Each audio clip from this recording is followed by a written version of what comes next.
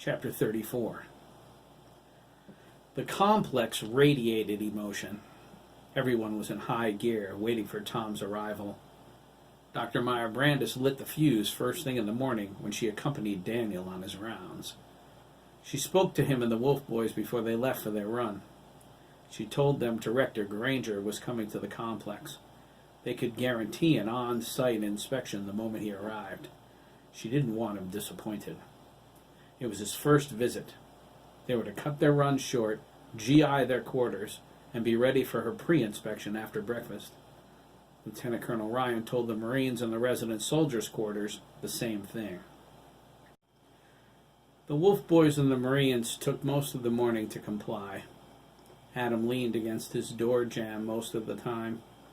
His room was always spotless. Doctors Meyer Brandis and Wang observed as Daniel led the rest of the boys through the motions. He concentrated mostly on Dana and Edison, who were lagging behind the others. Like Adam, Corny's room was ready.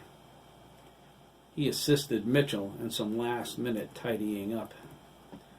Dr. McAllister wasn't going to be there. Adam overheard Dr. Meyer Brandis tell Dr. Wang he would join them later when it was time for Oliver's field test. Adam was frustrated. The doctors were very tight-lipped about what the test involved. There was no record of it in the database either. He intended to watch it on his monitor. There was so much still to learn before choosing a course of action, but he was determined to do something. Daniel came out of Edison and Dana's room with an arm full of clean sheets. He looked at Adam. Adam shook his head.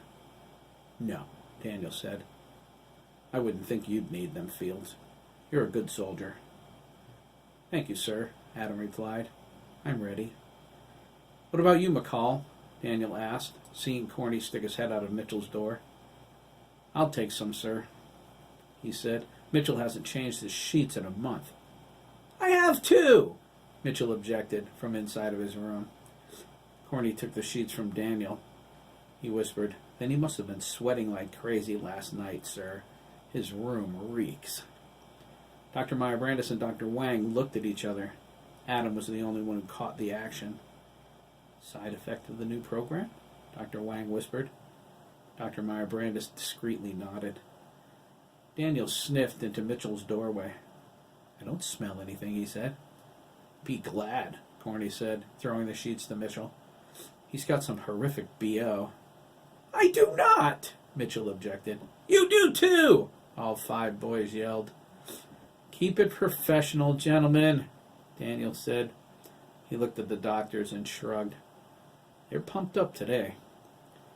Dr. Meyer Brandis said, "I'm not surprised," adjusting her glasses. "This is the director's first visit. He's as anxious to meet the Wolf Boys as they are to meet him, I assure you." "We'll be ready for him, Doctor," Daniel said, crossing his massive arms.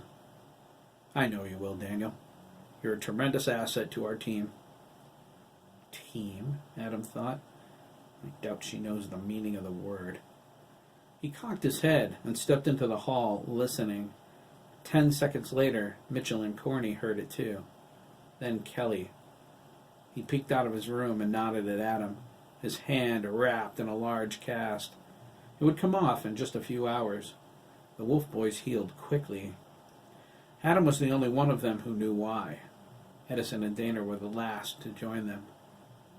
"What is it?" Dr. Wang asked, looking curiously from one boy to another. Dr. Meyer Brandis raised her eyebrow. "Chopper," Corny said. The boys mumbled their agreement. 6.4 miles out and closing.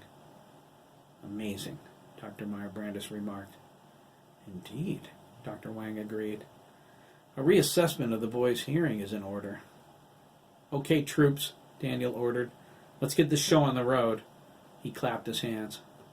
1 minute to pre-inspection. Dr. Meyer Brandis said, "Here we go. Ready or not."